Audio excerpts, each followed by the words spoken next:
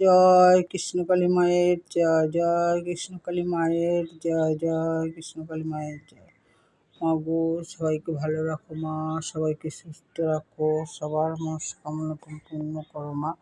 দেশে বিদেশে প্রবাসে যে ভক্তরা তোমাকে যেইখান থেকে ডাকে, সবার ডাকে তুমি সাড়া দাও মা। দেখো ভক্তরা আমার পুজো পাঠ হয়ে গেল।